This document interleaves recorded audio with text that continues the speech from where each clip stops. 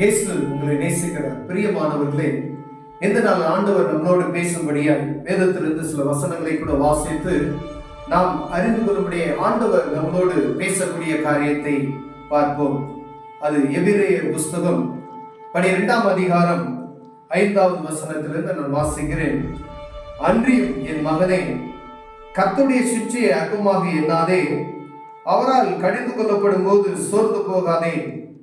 கர்த்தர் எவனிடத்தில் அன்பு கூறுகிறாரோ அவனை அவர் சிட்சித்து தாம் சேர்த்துக் கொள்கிற எந்த மகனையும் தண்டிக்கிறார் என்று பிள்ளைகளுக்கு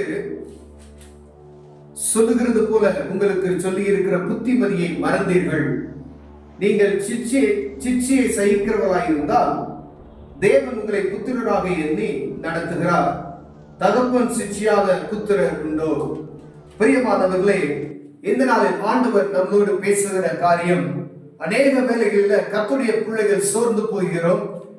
அதில் ஏதாவது ஒரு காரியம், ஒரு பலவீனமோ இல்லை ஏதோ ஒரு காரியம் நம்மளை மிகவும் நெருக்கும் பொழுது ஆண்டவர் நம்மளை கைவிட்டு விட்டாரோ இல்லது நம்மளை நாம் தவறு எதுவும் செய்து விட்டோமோ, நம்ம பலவிதமான யோசனைகளுக்குள்ளாய் நாம் கடந்து செல்கிறதை நாம் பார்க்க முடியும்.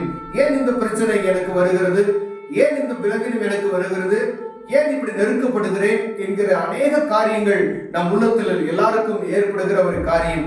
ஆனால் கர்த்தருடைய பிள்ளைகளாய் இருப்போம், வேத வாசிப்போம், ஜெபம் செய்வோம், எல்லா காரியத்தையும் நாம் சரியாக செய்து கொண்டு வருவோம்.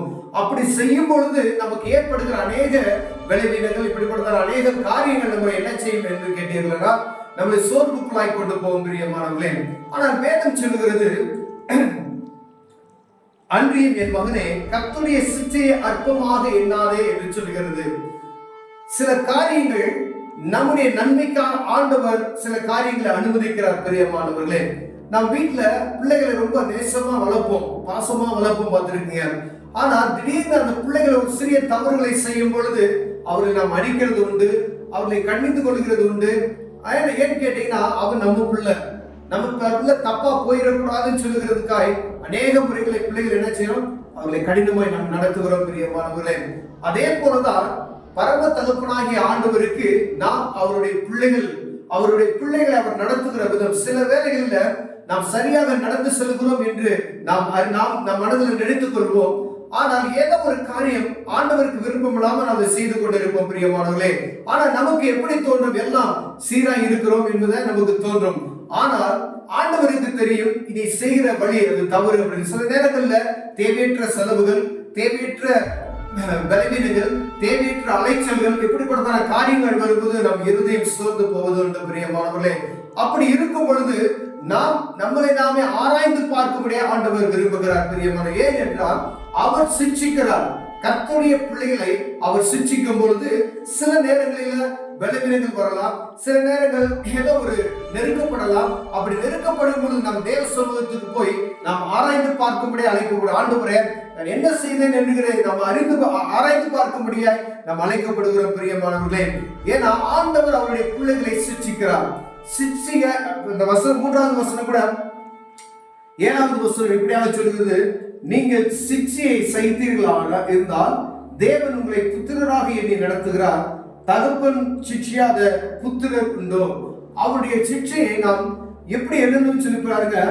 தேவன் உங்களை புத்திரராக எண்ணுகிறது நிமித்தமாயே இப்படிப்பட்ட காரியங்களை அலுவலப்படுகிறார் என்று வேதம் சொல்கிறது. பிரியமானவர்களே, அவருடைய பிள்ளைகளை மாத்திரம், இப்ப நீங்க உங்க பிள்ளைகளை மாத்திரம் தான் நீங்க என்ன செய்ய முடியும், கண்டிக்க முடியும். பக்கத்து வீட்டில் இருக்க பிள்ளைகளை போய் உரிமையாய் நீங்க என்ன செய்ய முடியாது, கண்டிக்க முடியாது.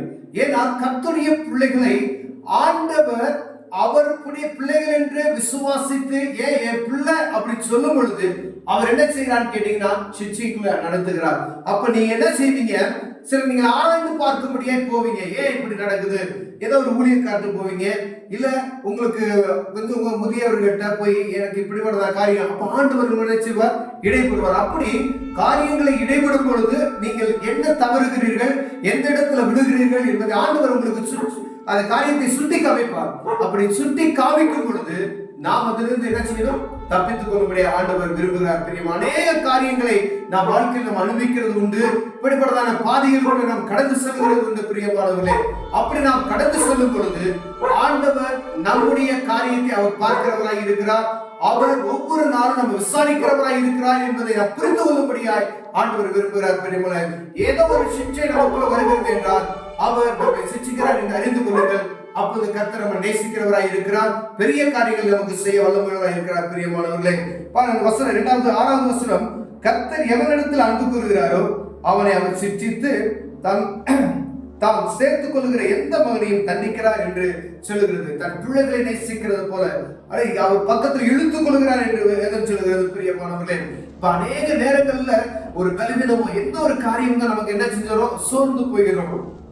நேரத்துல தெய்வ சமூகத்துல போகணும், இல்ல முதியவர்கள்ட்ட நம்ம ஆலோசனை கேட்க முடியாது, நம்ம போகணும். அப்படி போகும் பொழுது ஆண்டவர் பேசுகிறது நம்ம என்ன செய்ய முடியும்? உணர்ந்து கொள்ள முடியும். நீங்கள் ஒருவருக்கு ஒரு உரையாடும் பொழுது, இல்ல உங்க ஐக்கியத்துக்குள்ள நீங்கள் பேசும் பொழுது, இல்ல உங்க குடும்பத்துக்குள்ள நீங்க பேசும் பொழுது அந்த காரியத்தை ஆண்டவர் வெளிப்படுத்துவார்.